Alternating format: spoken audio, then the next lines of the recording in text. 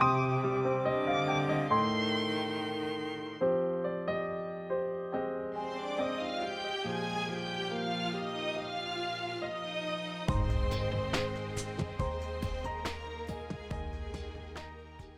ver los temas que vamos a analizar en esta primera unidad. Iniciamos, mis queridos amigos. Ahí va. ¿Qué estudiaremos en esta unidad? Vamos a hablar de la introducción al derecho mercantil.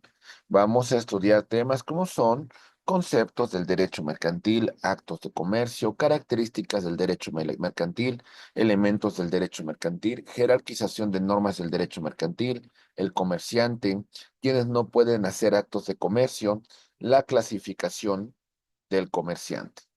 ¿De acuerdo? Bien, iniciamos. Dentro de la historia del derecho mercantil, tenemos que destacar aspectos que son sumamente importantes. Y dentro de estos aspectos vamos a señalar lo siguiente. Empecemos con la época prehispánica. Como tal, no existen un cuerpo normativo en estas sociedades prehispánicas. Pero, sin embargo, ellos ya realizaban prácticas comerciales muy sofisticadas. Realizaban intercambios inclusive con regiones tan lejanas como el Imperio Inca. Esto nos dice, compañeros, que de alguna manera eran sociedades muy sofisticadas, tenían grandes mercados, había un gran intercambio de mercancías.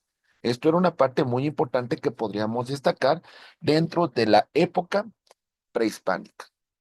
Tenemos a comerciantes como los pochtecas en la cultura mexica que tenían un papel crucial y predominante dentro de la actividad que ellos realizaban. Si nos remontamos a la época colonial, vamos a encontrar que con la llegada de los españoles se introdujo las ordenanzas de Bilbao, que era un compendio de normas que regulaban el tema comercial entre España y sus colonias en América. También, por supuesto, tenemos la institución como la Universidad de Mercaderes de la Ciudad de México, que regulaba y protegía los intereses de los comerciantes. Esto podríamos destacar dentro de esta época colonial. Ahora bien, entrando a nuestro México independiente, vamos a destacar lo siguiente en materia de comercio. Tras las ordenanzas de Bilbao, después de que México obtiene su independencia, estas continuaron vigentes hasta que se promulgó el Código de Comercio de 1854, conocido como Código de Lares. En la Constitución de 1857, el Congreso establece su facultad para legislar en materia comercial. Y no es sino hasta en tiempos de don Porfirio Díaz que se promulga en 1889 el Código de Comercio. Entra en vigor hasta 1890 y es la norma que hoy en día tenemos en vigor en materia comercial. ¿Se entiende, compañeros? Sí, muy bien. ¿Qué podemos destacar en el siglo XX y siglo XXI en relación al comercio? Bueno, destacamos los siguientes aspectos. El derecho mercantil mexicano se ha tenido que adaptar a cambios económicos y comerciales. Nuevas leyes, reformas al Código de Comercio, pues han sido base y es fundamento muy importante para hablar de los cambios que se han generado en los últimos años.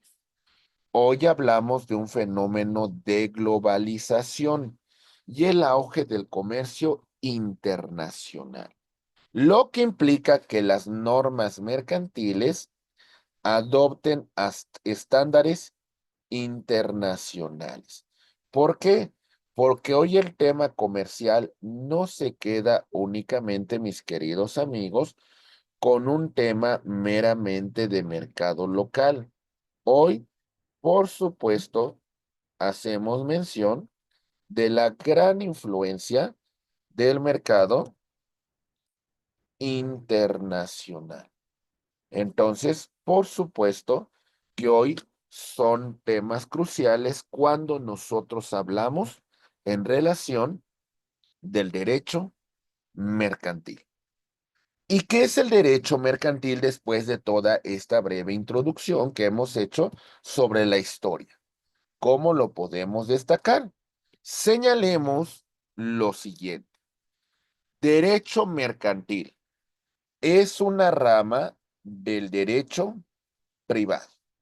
Yo sé que su formación no es como abogados, pero bueno, déjenme les platico lo siguiente. Ahí voy, ¿eh? Muy bien,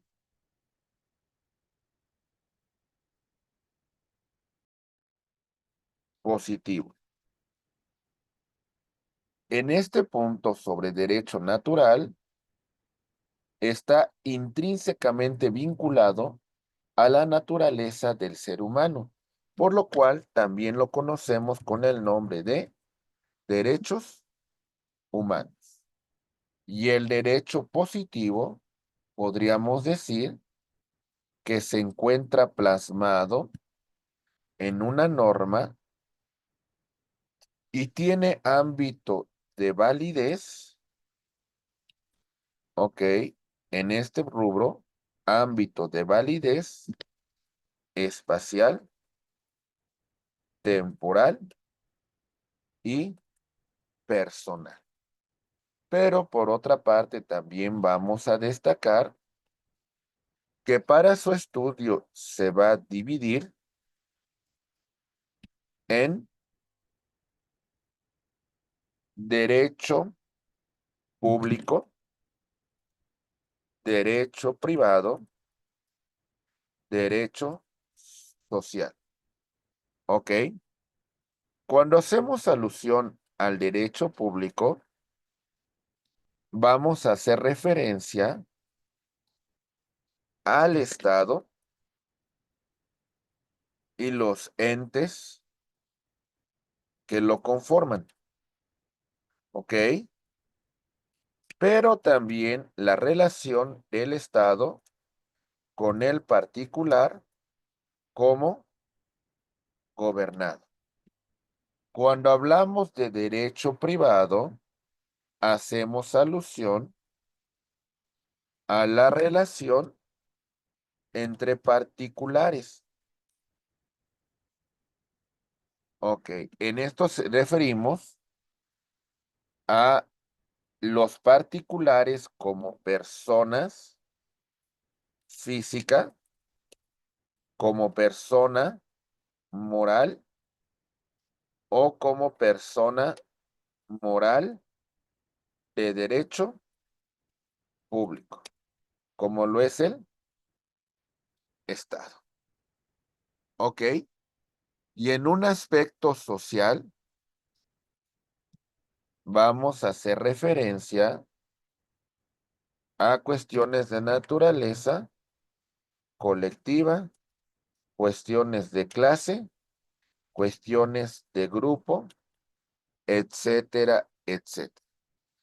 El derecho mercantil pertenece a esta rama del derecho privado. ¿De acuerdo? ¿Vamos bien? Si se va entendiendo la clasificación, por favor, apóyenme por si no quieren utilizar el micrófono, por lo menos para saber que vamos desarrollando bien el contenido, apóyenme con una manita, ¿vale? Para que no me sienta solo. Apóyenme con una manita, con algo para que vayamos entendiendo que se comprende, ¿vale? Muy bien, muchas gracias. Sí, Adelante, ¿vale?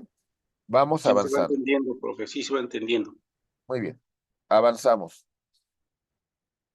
En este sentido, decimos que el derecho mercantil va a regir las relaciones entre particulares, pero particulares que realizan actos muy concretos, actos que realizan los comerciantes, actos que realizan las sociedades mercantiles, que hace referencia a actos de comercio. Entonces, en este sentido, vamos a decir que los sujetos del derecho mercantil, ok, van a ser personas físicas que vamos a llamar como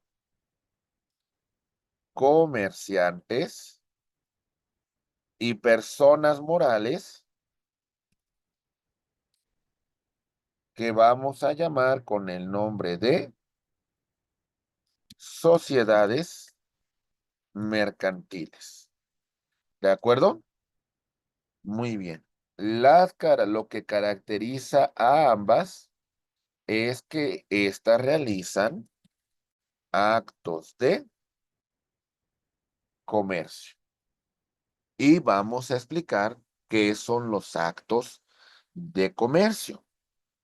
Iniciemos con lo que nos establece nuestro código de comercio. Atentos. Decimos, uno, actos con especulación comercial. Se pretende obtener un lucro, ¿de acuerdo? A ver, resulta que yo compro un automóvil y este automóvil le hago una serie de reparaciones. Yo lo compré en la cantidad de 100,000 pesos. Ok, le voy a invertir a este auto la cantidad de 50,000 pesos y lo voy a vender a 200,000 pesos. La pregunta, en esta transacción, en este acto que estoy realizando, ¿tengo una especulación comercial? Efectivamente, sí la tengo, ¿verdad? ¿Pretendo obtener un lucro? Por supuesto. En esta naturaleza vamos a hablar que esto sería un acto de comercio. Muy bien, avanzamos. Segundo punto, las compraventas de porciones y acciones de sociedades mercantiles. A lo mejor algunos que sean de mi generación se acordarán, yo me acuerdo mucho de niño que se vendían venta de acciones de teléfonos de México. No sé si recuerdan que hasta las ofrecían en el periódico o con particulares decían que vendían acciones de esta empresa. Todo lo que verse sobre la venta de acciones de una sociedad mercantil es lo que nosotros vamos a conocer, vamos a decir que se trata de un acto de comercio. ¿Se comprende, amigos? Profe, Vamos. ¿Sí? Sí, Sí, profe. muy bien. Ok, perfecto. Avanzamos. Siguiente punto. Ahí va. Decimos, los contratos relativos a obligaciones del Estado. ¿Ok? Es decir, por ejemplo, el Estado va a realizar una obra pública. ¿Ok? Y en esta construcción de este aeropuerto, el Estado va a contratar a empresas que van a realizar la obra. El vínculo que el Estado tenga con estos particulares sobre este tema de contratación va a considerarse como un acto de comercio. ¿De acuerdo? Bien, vamos a avanzar. Decimos, también vamos a ver los contratos relativos a obligaciones del Estado u otros títulos de crédito en el comercio. Por ejemplo, ¿recuerdan ustedes? El mejor ejemplo, compañeros, para hablar de un título de crédito del Estado es un billete. ¿Recuerdan cuando el billete decía páguese a la vista del del portador. portador? ¿Qué implicaba esto, compañeros? ¿Por qué decía esta leyenda? Nada más la decía por llenar el cupo de un billete. No, ¿verdad? Esto implicaba que el valor de este billete estaba representado en oro en el Banco de México. Y esto implica que nosotros pudiésemos llegar y cambiar este billete, que es un título que emite el Estado de forma masiva. Y bueno, es esa representación. Lo que funciona dentro de la economía para hablar de unas finanzas sanas es que nosotros expidamos billetes, ¿sale? De acuerdo con las reservas que nosotros tengamos en el Banco de México. Tiene que estar representado, ¿me entienden? ¿Qué pasaría si nosotros imprimiésemos más billetes de las reservas que tenemos? Va a ocurrir el fenómeno que conocemos como devaluación. Y nuestra moneda empieza en picar, empieza a perder valor adquisitivo, empieza a perder ese valor. Y esta devaluación pues trae un problema muy serio. ¿Se comprende? Ok. Otro ejemplo de títulos de crédito que emite el Estado es el tema de los bonos.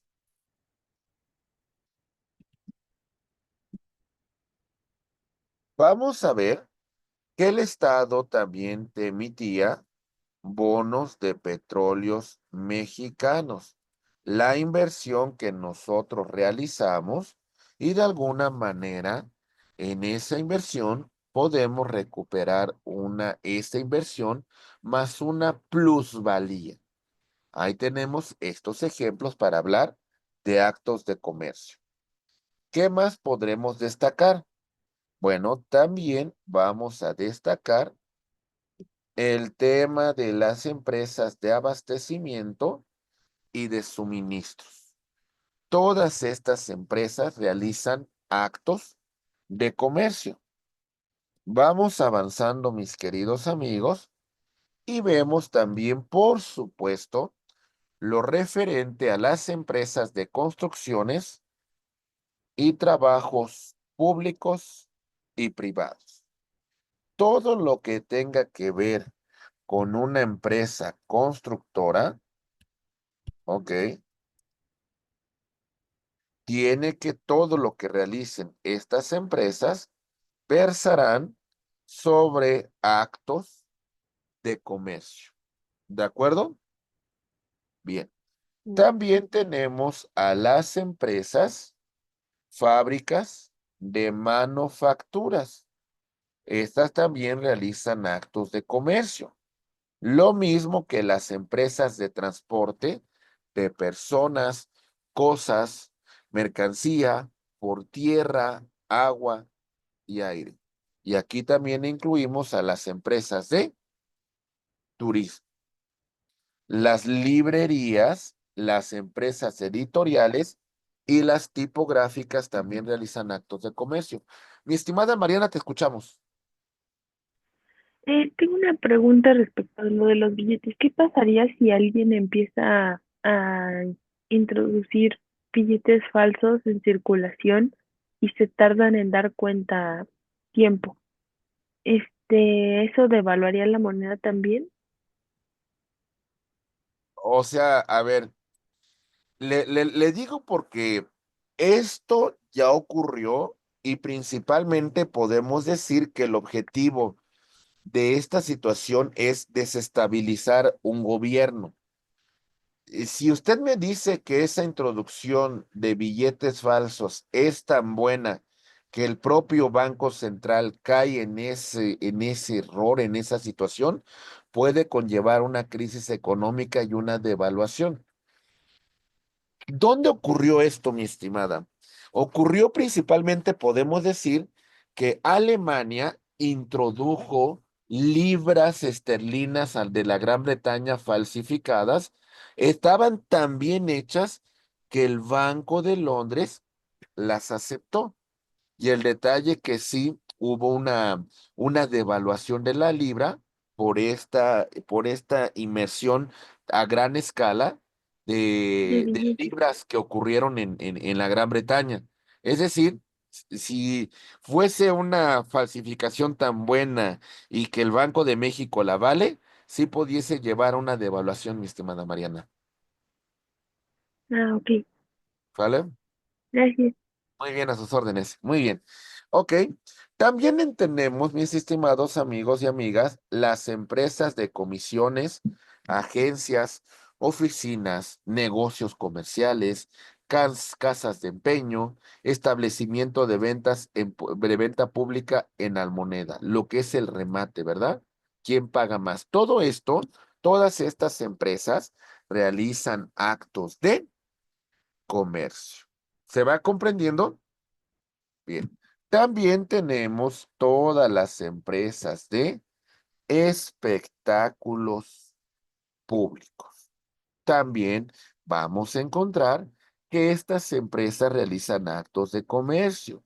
Las operaciones que versan sobre comisiones mercantiles también implican actos de comercio.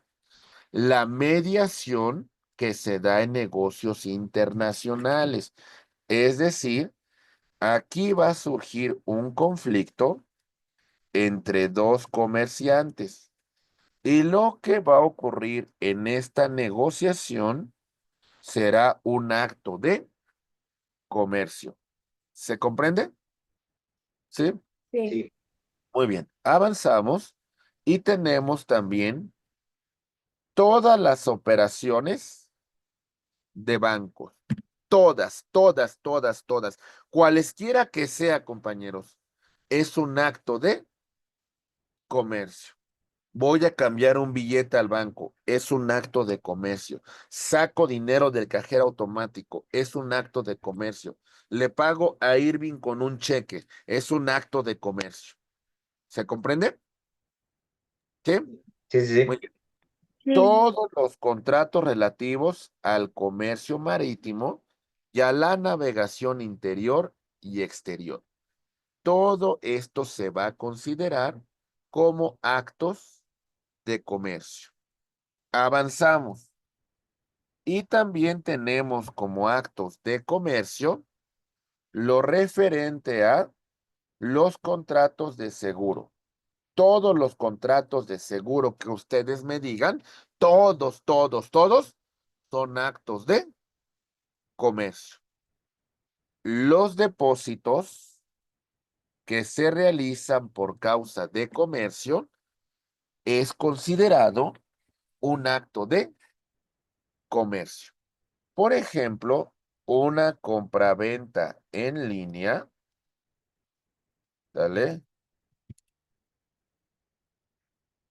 Esto va a implicar, mis queridos amigos, que este depósito que ya haga el comerciante, esta transacción, implicaría un acto de comercio. ¿De acuerdo? Bien, ¿qué más? Tenemos también los depósitos en los almacenes generales de todas las operaciones hechas sobre certificados de depósito, bonos de prenda librados, por lo mismo. Es decir, los almacenes generales de depósito,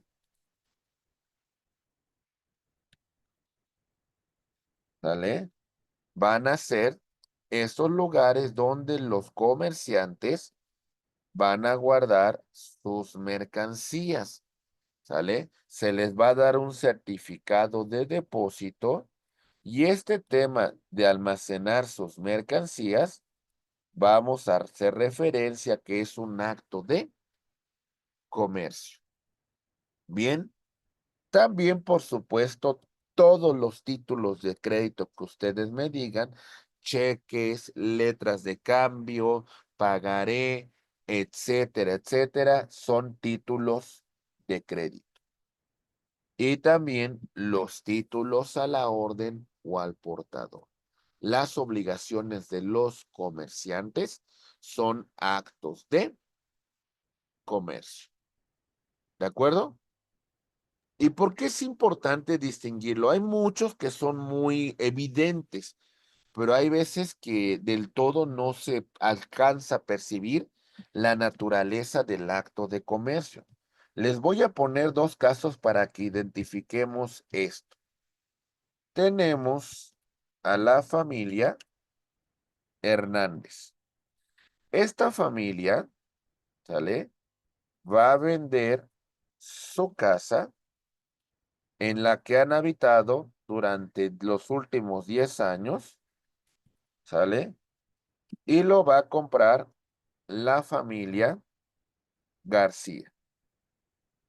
El fin de la compra que realiza la familia García, pues es de habitarla. Díganme ustedes, esta transacción, su naturaleza sería civil o mercantil. ¿Cuál sería? De acuerdo al... Sí, Exactamente, es un acto de naturaleza civil porque de alguna manera estamos viendo que aquí no hay especulación comercial. Sí, vamos a venderla, tal vez le ganemos algo o tal vez la vendamos a precio de mercado, pero al final de cuentas, la familia que la está comprando también lo hace con un fin de habitación. ¿Me entiende? Inclusive esta transacción podría ser exenta del pago de ICR de por impuesto, esta claro. cuestión. ¿Sale? ¿Vamos bien? Sí, Ok. Caso contrario, imaginen que nosotros tengamos una empresa que se dedica a la construcción de estas viviendas y posteriormente a su venta teniendo una importante especulación comercial. Entonces, ahora sí, hablaríamos que esta transacción versaría sobre un acto de comercio. acto ¿Se comercio. dan cuenta, compañeros? sí. Ok, también otra cuestión. Todas las compraventas que se realicen al mayoreo van a ser consideradas actos de comercio. Muy bien. Mi estimado Irving, te escuchamos. Bueno, gracias, profesor. Bueno, no sé si me adelante un poco, pero ok. En el caso, por ejemplo, de lo que son las donaciones, hablando usted hace un momento de que todo lo que sea una transacción monetaria se considera como un acto de comercio. En el caso de donaciones monetarias o en especie, ¿también se considerarían como un acto de comercio o entran en otra categorización? Mm, Como tal, es un acto traslativo de dominio, pero no es un acto de comercio. Le voy a decir por qué. Porque no hay una especulación comercial. Al no haber esa especulación comercial, entonces la vamos a sacar de esa naturaleza. O sea, ¿Sí? que es algo como sin fines de lucro, vaya. Sí, porque al final de cuentas, a ver, en el contrato de donación hay dos partes, el donante y el donatario. El donante transmite a título gratuito un bien de su propiedad al donatario. Podríamos decir que el donatario sí recibe un beneficio económico en detrimento del patrimonio del donante, ¿no? Por eso hablamos de que no hay una especulación comercial. O sea, la transacción sí genera como tal pago de impuestos, lo que usted quiera, pero no implica como tal un acto de comercio, ni siquiera es un acto de especulación comercial.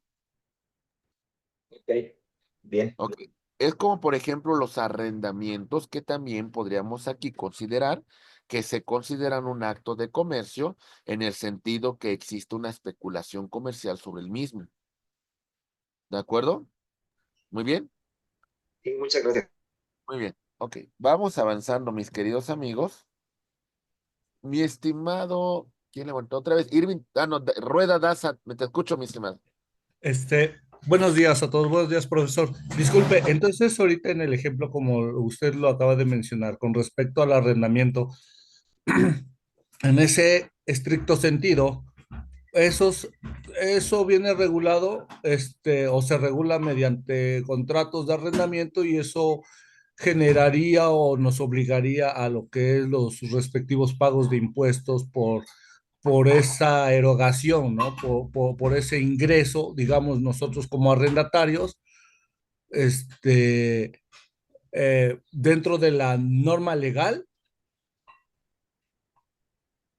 Mire, vamos a poner este caso. Esta familia va a arrendar este bien inmueble, que es de su propiedad. Podríamos decir que solamente tiene un fin, pues de mantenimiento y la familia que se lo está rentando, pues le paga su renta, ¿no? Algunos autores podrían clasificarlo que es un acto meramente civil. Inclusive el contrato de arrendamiento se encuentra regulado dentro del propio Código Civil. Pero vamos a poner un caso de que esta familia contrate a una empresa subarrendadora para que administre la renta de ese departamento, de esta casa, y entonces aquí vamos a encontrar como tal una especulación comercial, lo que nos conllevaría así a considerar este arrendamiento como un arrendamiento de naturaleza mercantil. O sea, va a ver usted a lo largo va a haber dos tipos de contratos. Y hay que, bueno, varios tipos de contratos, pero voy a clasificar entre contratos civiles y contratos mercantiles, porque ahí es donde está esta pequeña línea que hay que distinguir si se trata de un acto de comercio o no, para considerarlo como un acto de que tenga una especulación comercial. ¿Me entiende? Sí, completamente, quedó perfectamente claro, profe. Sí, Sí, es que era esa parte, porque ve que están los formatos estos de arrendamiento. Entonces, pues sí, si no hay la intervención de una empresa, se puede tomar como un acto civil, como bien lo explica referente a mantenimiento, ¿no? exactamente, que aún así yo le diría, estos contratos, yo no confiaría en un contrato de formato, porque usted tiene que cuidar una cuestión que se llama evitar una extinción de dominio, porque muchas veces usted tiene que estar vigilando el uso que se le da a su departamento. Aunque usted lo establezca en un contrato que es de habitación, usted tiene que comprometerse a estar vigilando constantemente esta situación, porque si las personas que arrendan su inmueble realizaran alguna actividad ilícita, pues la posibilidad que a través de la figura de extinción de dominio, usted pueda perder su propiedad. Por eso es importante cubrir con requisitos de un contrato y la verdad es que no arrendar ningún inmueble sin un contrato perfectamente elaborado. Ok, sí, ¿Sale? gracias. Muy bien, a sus órdenes. Bien, estimados amigos, avanzando sobre los actos de comercio, vamos a revisar lo siguiente. Entonces, ¿cuáles son los criterios para la selección del derecho mercantil? Vamos a hablar de cosas mercantiles como los títulos de crédito. Esto implicaría lo siguiente. Vamos a ver que tenemos a una persona, ok, y le vamos a pagar sus honorarios a través de un cheque. Como tal, esta operación que estamos realizando, que versa sobre una cosa, sobre un título de crédito mercantil, va en automático, ya estaríamos haciendo referencia de este criterio de selección, de conformidad con los actos mercantiles, de conformidad con las cosas mercantiles. ¿Está claro? ¿Sí? Sí, profe, Muy bien. sí. Sí, profe. Muy bien. Sí, Sí, Ok. Ahora siguiente, criterio subjetivo en relación a las personas que intervienen, comerciante y sociedades mercantiles. ¿Qué es el comerciante? El comerciante es la persona que hace del comercio su actividad cotidiana, su forma de vida. Esto es el comerciante. De esto vive. Esta es la principal actividad que él desarrolla para su mantenimiento. Por supuesto, es muy importante que se dé de alta bajo esta calidad. Y también tenemos a las personas morales que se constituyen con ese fin, las llamadas sociedades mercantiles. Muy bien. Por ejemplo, vamos a hablar en relación al sujeto. Le voy a comprar el auto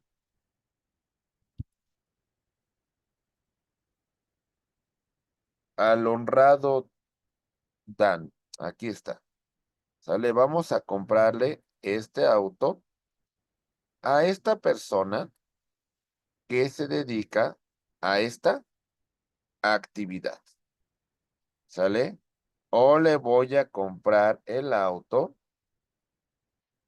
a Juanito. ¿Sale? Aquí está. Que se dedique es una persona, pues que de alguna manera no es su actividad cotidiana, no es algo a la que ella se dedique, pero es el auto familiar que ya lleva 10 años con él y lo pone a la venta. ¿Se dan cuenta? En el primer caso, hablamos de que él no es un comerciante, no se dedica a esta actividad. Está transmitiendo el coche de la familia, pues porque ya lo quiere vender, porque ya tiene mucho tiempo con él. Y en el segundo caso, nos encontramos que esta persona es la actividad cotidiana que realiza. Ese es el modo de vida que tiene y por lo tanto, de conformidad con este criterio, esto sería un acto de comercio. ¿Sale? Muy bien. Perfecto. Vamos avanzando. Bien. El derecho mercantil tiene una clasificación muy importante que debemos de analizar. Y aquí vamos a encontrar, mis queridos amigos, que es un derecho profesional. ¿En qué sentido?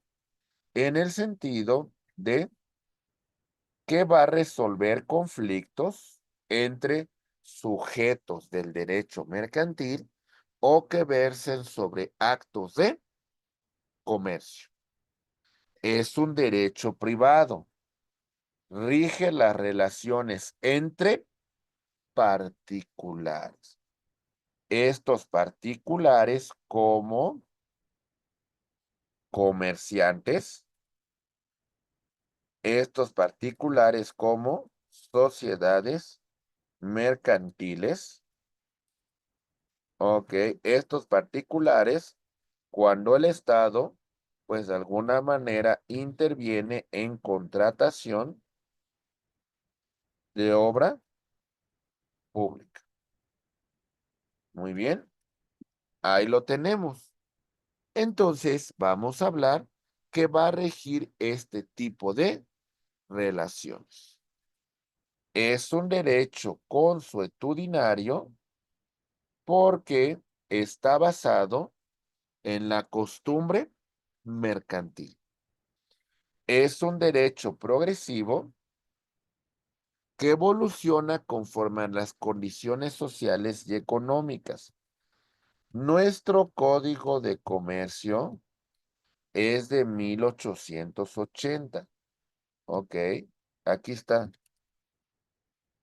De 1889 entrando en vigor para el año 1890. Todavía en tiempos de don Porfirio Díaz. ¿Sale? Si nosotros vemos los cambios que han ocurrido a lo largo de los años, vamos a darnos cuenta que muchas de las transacciones ya no son igual que en esos tiempos cuando se promulgó el código. ¿Esto qué implica?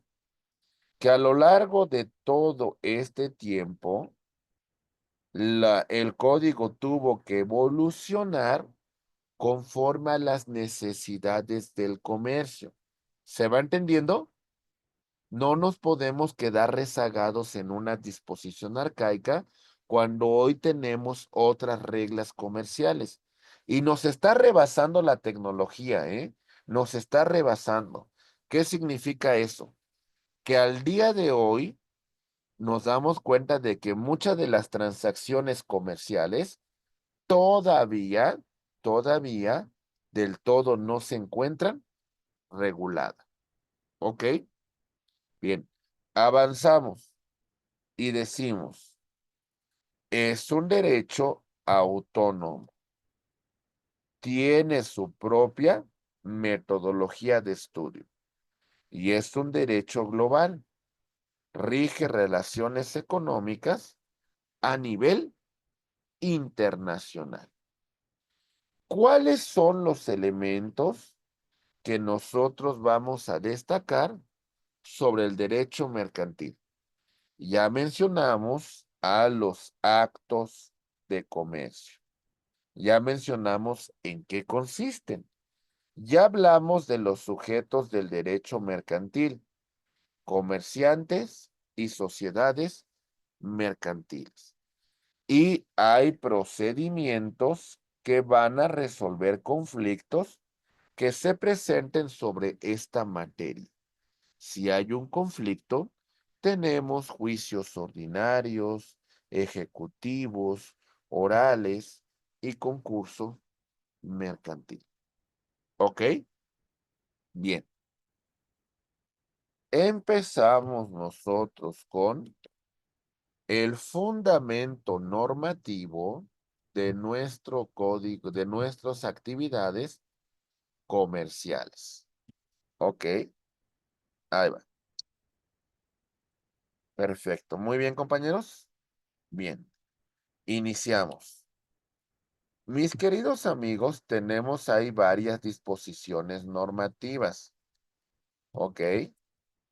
Y hay que destacar, pues, cuáles son las fuentes normativas que podemos hablar nosotros en relación al tema de comercio. Varios artículos de nuestra Constitución regulan lo referente a temas comerciales. ¿Cómo qué artículos hacen referencia a temas comerciales, compañeros? Ahí va. Tenemos, por ejemplo, el artículo, el artículo quinto, que habla sobre la libertad de trabajo, de industria, de comercio, siendo lícito. El artículo 28 regula lo referente a la prohibición de monopolios. ¿Ok?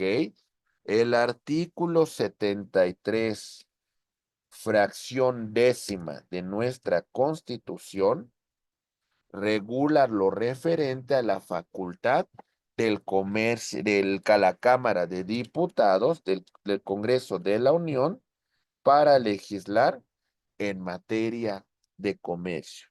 El artículo 131 de nuestra Constitución que hace referencia a la cuestión del comercio exterior. ¿Ok? Muy bien, estimados amigos. Perfecto. Mi estimada Mariana, te escuchamos. La parte donde dice lo de monopolio, O sea, sí se supone que está prohibida, pero por ejemplo tienen monopolios como el de Ticketmaster. Se supone que, por ejemplo, efectivamente vemos casos en los que pareciese que las normas del todo, pues no ataca como tal los monopolios, ¿no? Por ejemplo, en este supuesto, se supone que si consideramos que la actividad que realiza esta empresa consiste en un monopolio, el Estado tendría que intervenir porque el artículo 28 de nuestra Constitución establece de forma muy clara la prohibición de las prácticas monopólicas. En este supuesto, el Estado tiene la facultad de intervenir y evitar esas prácticas. ¿Por qué no lo Sí, hace? A lo mejor esta empresa, pues además de contar con muy buenos abogados, podría tener argumentos para justificar que no constituye ningún monopolio, porque hay otras empresas que también se dedican a la misma actividad, aunque en menor escala, ¿no? es que, por ejemplo, o sea, con Ticketmaster es la cuestión de que no hay muchas otras opciones o sea, de, ¿cómo se llama? De comprar boletos y se sabe que, que les dicen a los artistas directamente o a los, es que no sé quién, no sé cómo se divida eso, pero sé que de cierta forma se les dice como, tú no te alías con nosotros, entonces olvídate que vuelvas a tener alguien que te quiera, ¿cómo se llama?, distribuir tu concierto.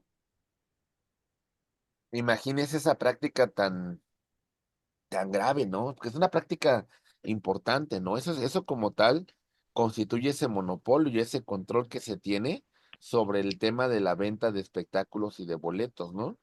Entonces, y Sí, nos damos cuenta que hay precios excesivos, luego no responden por cancelación de precios del todo, a veces de forma muy eficiente, devoluciones es muy complicado, bueno, tantas cosas que hemos sabido en relación a esta empresa, ¿verdad? Sí. y por ejemplo, siento que no es la única que tiene como comportamientos de monopolio. No, no, Por no, ejemplo, ajá, la escucho. es que siento que Apple y Adobe también, Sí, o sea, de cierta forma.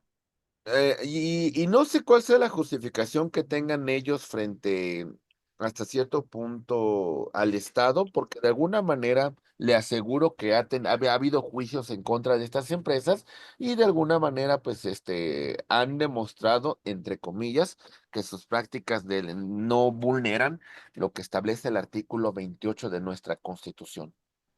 Muy bien. Sí, Muchas gracias. Bien, esto por lo que respecta a la Constitución. Hay distintos tratados internacionales que México ha suscrito en materia comercial con diversas partes del mundo, destacando el tratado que tenemos con Estados Unidos y Canadá, ¿verdad?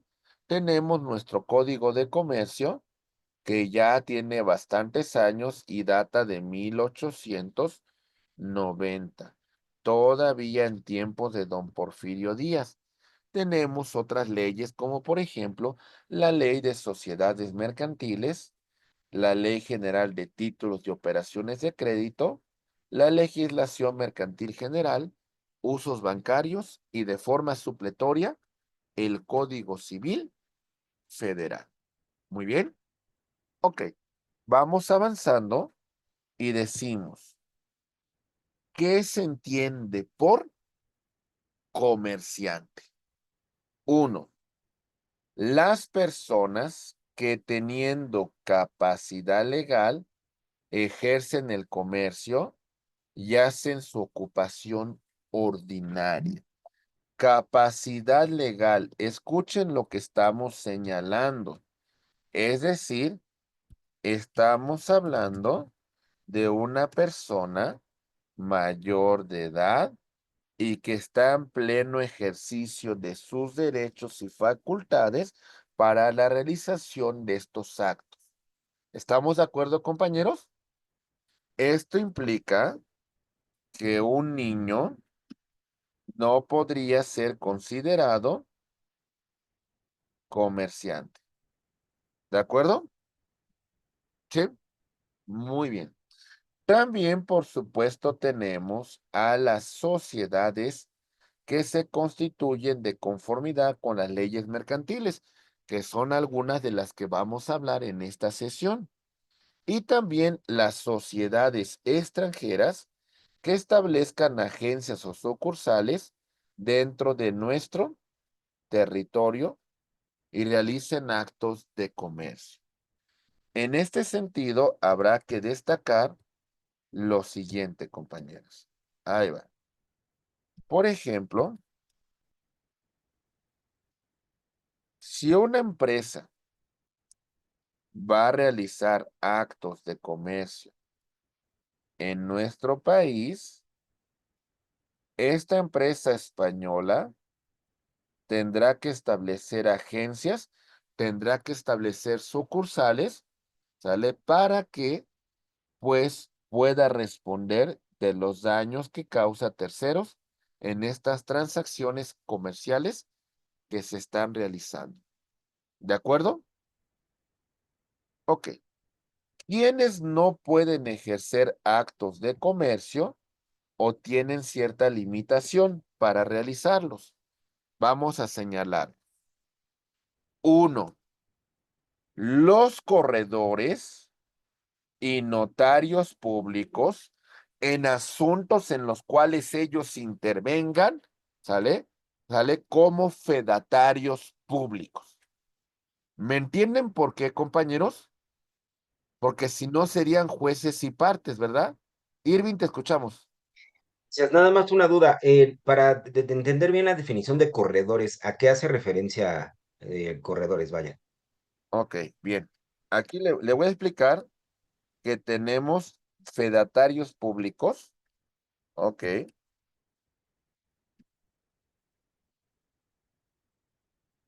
Los notarios tienen facultades mucho más amplias, porque los notarios tienen intervención en asuntos civiles, en algunos asuntos administrativos, en asuntos de naturaleza fiscal, en asuntos de naturaleza mercantil, ¿sale? En asuntos de naturaleza electoral, ¿sale? Principalmente civil, ¿eh? Principalmente. Y los corredores públicos, ok, su principal intervención se va a centrar a los temas que tienen que ver con actos de comercio. Y dentro de muchos de ellos hablamos sobre la constitución de sociedades mercantiles. ¿Sí, mi estimado? Sí, sí, sí, perfecto. Muy bien. Ok.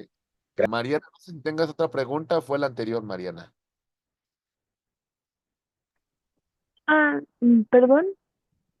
¿Tienes otra pregunta o fue de la anterior? No, fue del comentario anterior de lo de Ok, Ticketmaster. muy bien. Entonces, muchas gracias. Muy bien, bajamos. Ok, bien. Vamos a continuar. Ahí va. Muy bien. Entonces, en asuntos en los que ellos intervengan, por supuesto, no podrán ejercer actos de comercio, si no serían jueces y parte. Imaginen que nosotros vamos a constituir una sociedad ante un notario público y este notario público pues tenga la intención de invertir, ¿sale? En esta sociedad. ¿Tiene un problema? Sí, porque hasta cierto punto está interviniendo en su constitución y si a su vez quiere figurar como socio, hay un conflicto de intereses. ¿Está claro? Sí. Siguiente, Sí, profe. siguiente. Ahí va. Agentes aduanales. Imaginen que los agentes aduanales, ¿sale? Pudiesen realizar actos de comercio. Imaginen ustedes, compañeros. ¿Qué problema habría aquí, compañeros? Que estos agentes aduanales realizaran actos de comercio. Sí, pues sería mucho, ay, perdón, no levanté la mano. Sí, lo Este, escucho, lo escucho. pues bueno, yo creo que ocuparían esa gran, no sé cómo llamarle, ese puesto, esa particularidad o ese medio, pues se prestaría mucho para muchos fraudes, para tener muchos beneficios y, pues tener pues mayores ganancias de todo ese trato mercantil que pueden tener en sus manos, ¿no? Sí, porque tú tienes información privilegiada, ¿no? Sobre las mercancías, sobre los contenedores, sobre los productos que ingresan. Y usted aprovecha esta circunstancia, imaginen, para obtener ganancias, ¿no? Para aprovechar ese conocimiento que tiene y de alguna manera usted reciba beneficios. Que Es correcto. no lo dudo que lo hagan por debajo de la mesa, ¿eh? Muchas actividades. Se supone que no las pueden ejercer, pero bueno, con un prestanombres, ¿quién dice que no lo hagan, verdad? Muy bien. Ay, mi estimado, no sé, mi estimado, mi Podrían, estimada. Sí, te escuchamos. que yo digo que podrían, ¿cómo se llama? Incluso ellos inventarse ciertos montos de sus servicios o de cosas que a lo mejor no existen, pero como pues, si tuvieran esa libertad, podrían incluso ellos inventar, entre comillas, algún impuesto aparte de los que ya el gobierno está poniendo, ¿no? Sí, se pueden beneficiar y de alguna manera se presta actos de corrupción, ¿no? Un conflicto de intereses necesariamente. Muy bien. Ok, híjole, ¿cómo se llama TCL 913-7W? La escuchamos, no sé, lo escuchamos, ¿Cuál es su nombre, perdón? Levantó la mano, nada que no sé cuál sea su nombre. TCL 913, ¿no? Ok, por ahí tenemos una manita levantada, ¿no? Bueno, vamos a continuar entonces. Bien, ahí va. Estimados amigos, también por supuesto los funcionarios judiciales en aquellos asuntos en el que estén interviniendo, como jueces, secretarios de acuerdo, magistrados, personal judicial. Lo mismo que en los otros casos, ¿verdad? Se podrían aprovechar de cierta información que tienen dentro del juicio y de alguna manera, pues tener beneficios que no son los que corresponden. Los que quebrados que no han sido rehabilitados, los que han sido declarados en quiebra, los que han entrado a un tema de concurso mercantil y la empresa que tenían ha sido disuelta. Estas personas morales, estas personas físicas no pueden realizar actos de comercio. ¿Se entiende?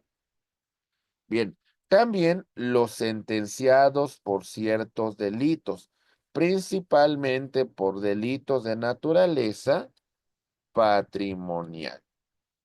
¿Por qué, compañeros? Porque a lo mejor ustedes, pues de alguna manera han cometido fraudes, han cometido abusos de confianza, han cometido algún desvío de recursos, por lo tanto, derivado de una sentencia, se les limita a ejercer actos de comercio. Y también, por supuesto, los extranjeros que tengan la calidad de no inmigrado porque solamente se encuentran de tránsito en nuestro país. Por lo tanto, estos extranjeros no podrán realizar actos de comercio. Muy bien. Ok. Sí. Bien, estimados amigos, a continuación vamos a revisar a grosso modo la clasificación de sociedades mercantiles, atendiendo lo siguiente, atendiendo a la ley que las regula, al nombre de las sociedades mercantiles, al nombre que reciben las personas, a su doctrina, a la forma de constitución, a la responsabilidad de los socios, a la variabilidad del capital y atendiendo su nacionalidad. Vamos a empezar analizando a los sujetos de derecho y vamos a empezar a distinguir entre personas físicas y personas morales.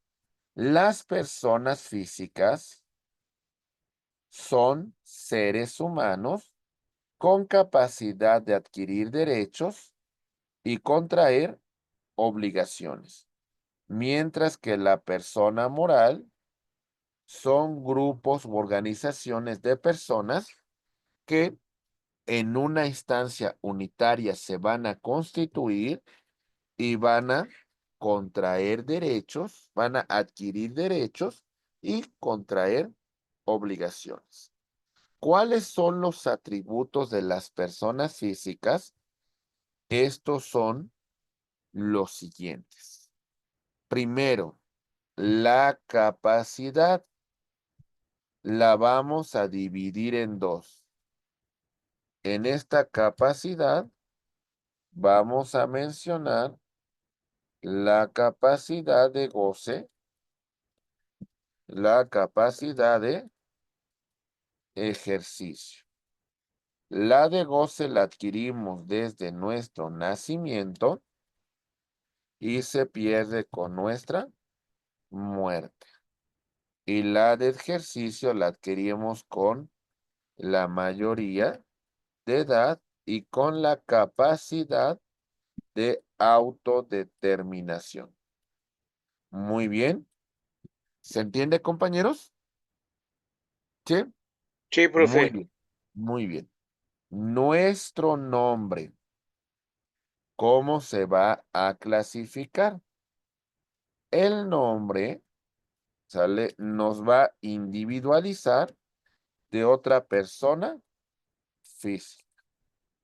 Lo clasificamos como el nombre propio y el nombre patronímico, lo que conocemos como nuestros apellidos. ¿De acuerdo? Bien. El domicilio, lugar donde vamos a dar cumplimiento a nuestras obligaciones. Dentro de su clasificación, vamos a distinguir lo siguiente. Domicilio de origen, domicilio legal, domicilio convencional, domicilio fiscal. ¿Ok? El de origen es el de nuestro nacimiento. Sirve para un tema de nacionalidad. El domicilio legal es el de los hijos menores de edad o incapaces. ¿Cuál será? El de sus padres. El del pupilo, ¿cuál será?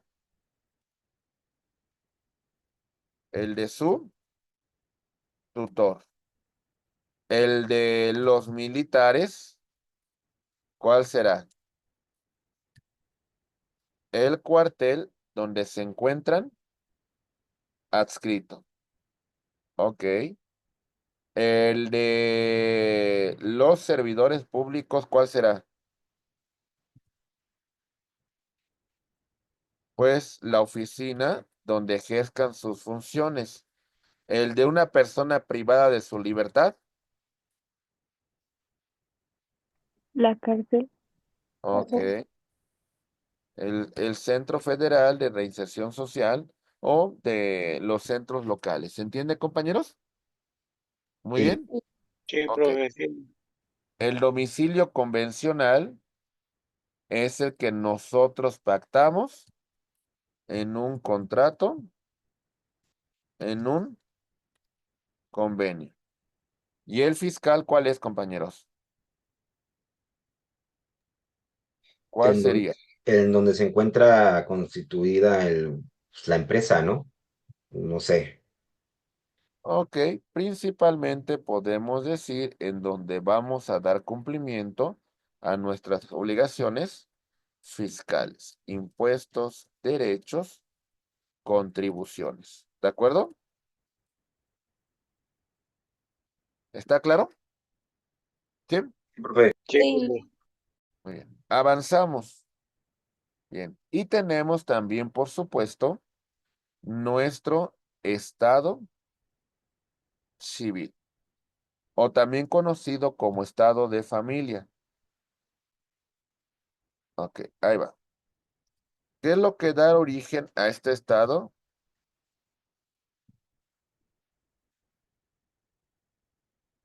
Ahí voy, ¿eh? Ahí va. Bien. Tenemos, por ejemplo, dentro del estado de familia, el matrimonio.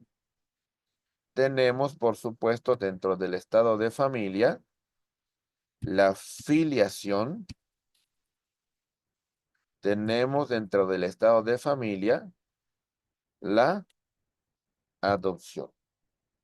Y aquí también podríamos hablar del concubinato y la sociedad de convivencia. La filiación, el vínculo jurídico que existe entre padres e hijos. Y la adopción entre adoptante y adoptado. ¿Se entiende, compañeros? Sí, Sí, profe. Sí. muy bien. Avanzamos. Ok. Tenemos también el patrimonio. Patrimonio es todo aquello susceptible de valoración económica. El patrimonio lo vamos a dividir. Todos tenemos un patrimonio. Ese patrimonio se conforma de n número de cosas, ¿vale? Cierto número de cosas, pero conforman un solo patrimonio. Ok. Bien, tenemos un patrimonio activo y tenemos un patrimonio pasivo. Nuestro patrimonio activo son nuestros bienes, nuestra riqueza. Y nuestro patrimonio pasivo serían nuestras obligaciones. Muy bien. Nuestras deudas. ¿Ok? Claro. Mientras tengamos más activos que pasivos, estamos bien. Y si no, pues ahí está algo mal. ¿De acuerdo? Bien. Nacionalidad. ¿Ok? Vamos a clasificarla en dos. Nacionalidad mexicana por nacimiento y por naturalización. Por nacimiento, derecho de sangre. ¿Qué implicaría aquí, mis queridos amigos? Un tema referente con hijo de madre o de padre mexicanos. Ok. Y por derecho de suelo. Nacer en territorio nacional. Ok. En embajada. En consulado. En una aeronave con matrícula mexicana. En un buque con matrícula mexicana. Y la naturalización es obtener la autorización como tal de la Secretaría de Relaciones Exteriores. ¿Se comprende, estimados amigos, todos estos puntos? ¿Sí? Sí, Sí, profe. profe. La naturalización sería por alguna, alguna situación que sea como vivir varios años en el país, matrimonio y así, ¿no? Claro, o sea, eso sería una pauta para que usted tramite su nacionalidad mexicana por naturalización, cumpliendo con ciertos requisitos, exactamente. Muy bien. Ok, bien, avanzamos. Ahora vamos a ver los atributos de las personas morales. Capacidad. Ahí va. Compañeros, ¿alguna ocasión ustedes han visto por ahí alguna empresa andar ahí tomando decisiones de mutuo propio? No, ¿verdad? Es una ficción de derecho. Esta empresa necesita designar administradores y a su vez de estos administradores vamos a designar, por supuesto, apoderados legales. ¿Se entiende? Que van a tener la capacidad legal para representar a la persona moral frente a terceros. ¿Ok? Y por supuesto, la necesidad de que la persona moral se encuentre inscrita en el registro público de comercio. Y que estos actos que hemos hecho referencia, ahí se encuentren inscritos. Ah, sí, sí, mi estimado Honorio. Muchas gracias, sí. Bueno, la Secretaría de Gobernación y cumpliendo sus requisitos para su extensión. ¿De acuerdo? Bien. ¿Alguna duda hasta aquí? No, profe. Ok, No, muy bien. profe. No, Vamos a profe. avanzar. Muy bien. Ok. Tenemos la razón o denominación social. Ahí va. Mucha atención con esto. En la razón social vamos a tener que figuran los nombres de los socios. Por ejemplo, vamos a constituir una empresa y su servidor la va a constituir junto con Hernández y Daza. ¿Ok? Hernández, Daza y asociados. ¿Ok? Figura el nombre de los socios. Y la denominación es un nombre impersonal, como por ejemplo, FEMSA de México. ¿Ok? Muy bien. De acuerdo. Tenemos el domicilio de la persona moral. ¿Cuál es el domicilio? El domicilio será el lugar que han establecido dentro su acta constitutiva. Ok, también será, por supuesto, su oficina principal. También podrá ser alguna de sus sucursales. Muy bien. Ok. El patrimonio se va a conformar de los bienes que disponga una persona moral. Cuidado porque tenemos un problema si en el caso de que la persona moral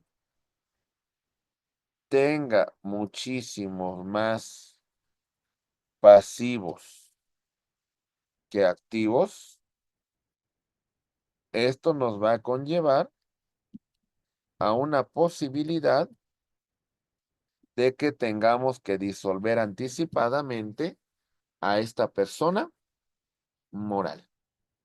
Y la nacionalidad de la persona moral, pues implicaría, mis queridos amigos, esa cuestión de en este caso, de que la empresa se va a constituir de conformidad con las leyes mexicanas. ¿De acuerdo? Muy bien. Avanzamos. Muy bien. Tenemos a la persona moral y también vamos a clasificarla como persona moral de derecho público y de derecho privado. De derecho público hablamos sobre la federación, los estados, los municipios y los órganos que lo conforman.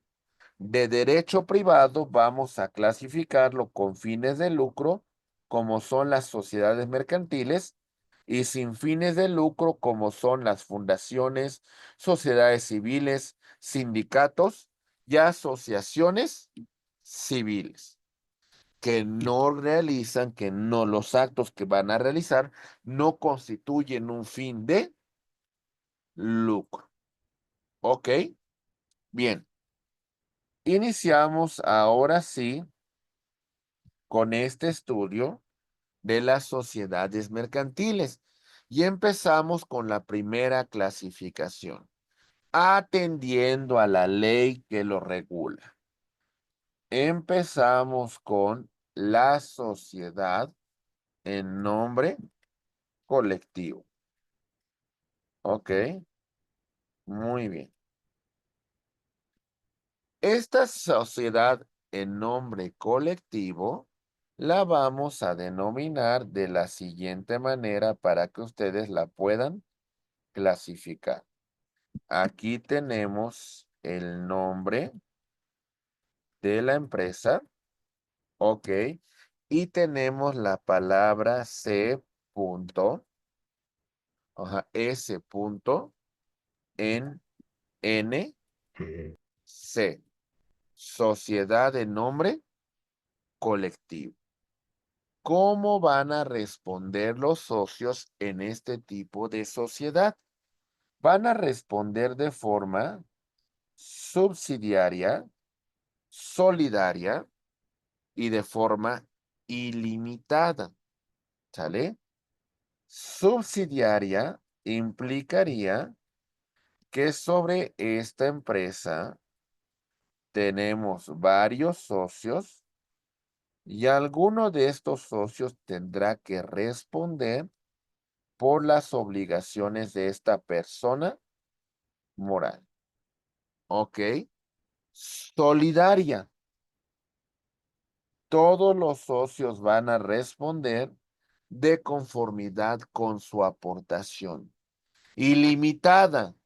No me basta con su aportación, sino podemos acudir a su patrimonio personal.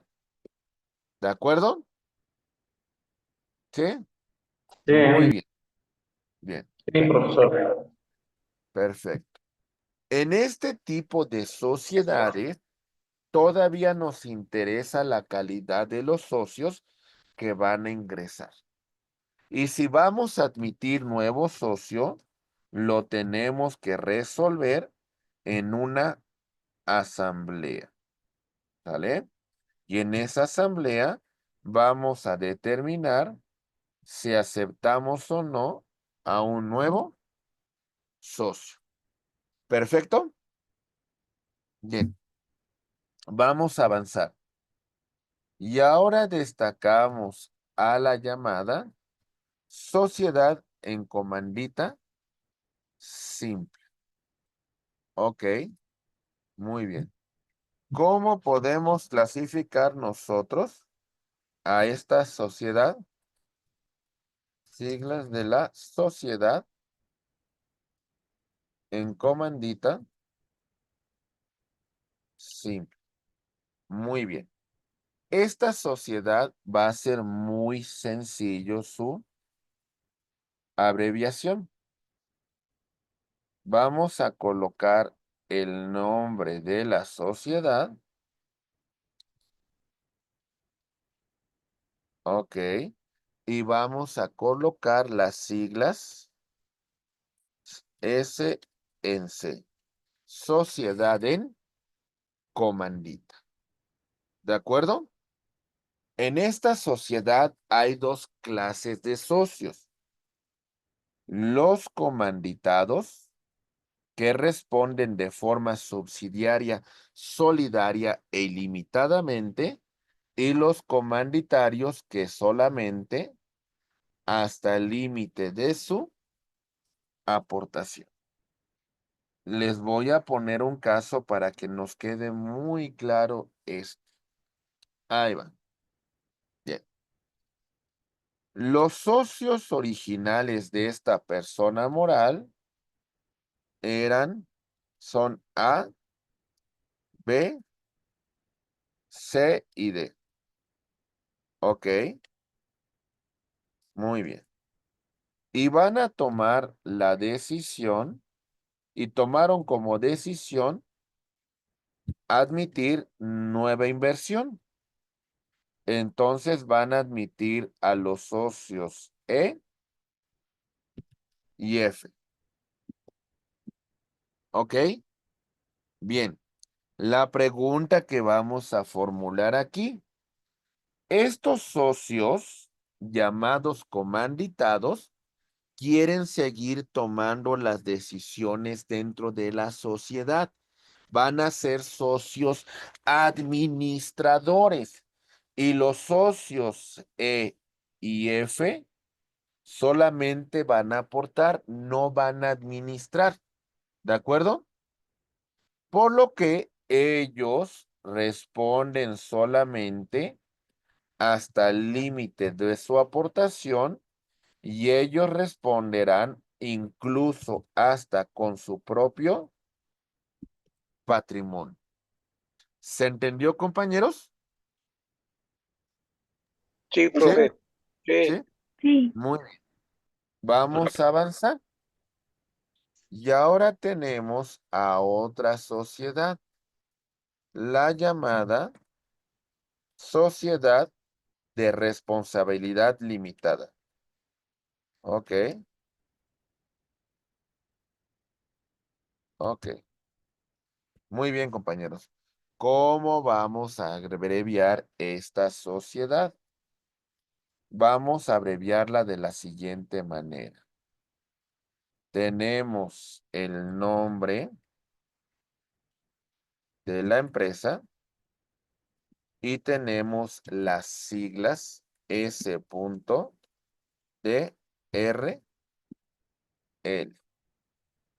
Ok. Estos socios van a responder solamente de forma limitada. ¿Alguna duda hasta aquí? ¿Algún comentario que tengamos? ¿Alguna aclaración? Bueno, yo nuevamente, perdón, Irving Hernández. Irving. Bueno, en todas estas ejemplificaciones que nos está compartiendo, ¿dónde quedarían las cooperativas?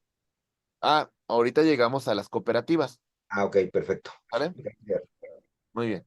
Entonces sí nos queda claro cómo responden los socios en una sociedad de responsabilidad limitada, ¿verdad? Sí, Ok, Sí, bien. profe. Sí, Ok, sí, sí, todo avanzamos. bien. Muy bien. Ahí va. Avanzamos.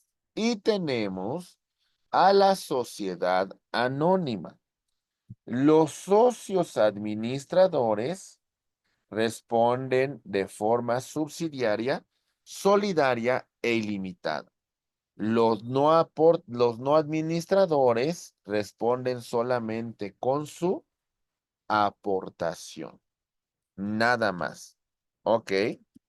Y las siglas de la sociedad anónima, pues bueno, es muy sencillo.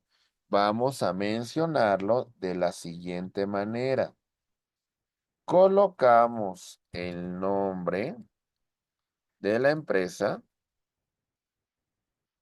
ok, y vamos a seguir con las siglas S, A. ¿De acuerdo? Muy bien. Atentos, lo que nos va a dar el carácter de socio es un título de crédito que vamos a conocer con el nombre de acciones. Antes no me importaba de dónde venga el recurso, ahora sí nos interesa. Y aquí el recurso, ¿sale? Es importante que investiguemos el origen del recurso. Para, pues no, en este caso, eso no los establece la ley contra el lavado de dinero. ¿De acuerdo? Muy bien. Avanzamos y ahora tenemos a la sociedad en comandita por acciones. ¿Cuáles son las siglas de la sociedad en comandita por acciones? Vamos a señalarlo de la siguiente manera. Sus siglas serían, ahí voy, el nombre de la empresa, ok, y por supuesto las siglas S en C, ok, por A. ¿De acuerdo? Sociedad en comandita por acciones. Vamos a ver, compañeros, que en este caso tenemos a los socios comanditados que ya hemos mencionado y también tenemos a los comanditarios. La principal diferencia con la sociedad en comandita simple es de que el capital va a estar representado por acciones. ¿Está claro? Bien. Y tenemos, por supuesto, la Ley General de Sociedades Cooperativas que regula a la sociedad cooperativa. En relación a la sociedad cooperativa, ok, vamos a distinguir lo siguiente. ¿Cómo vamos a señalar a la sociedad cooperativa? Por ejemplo, vamos a señalar la de Pascual Boy. Ok. Y señalamos sociedad cooperativa.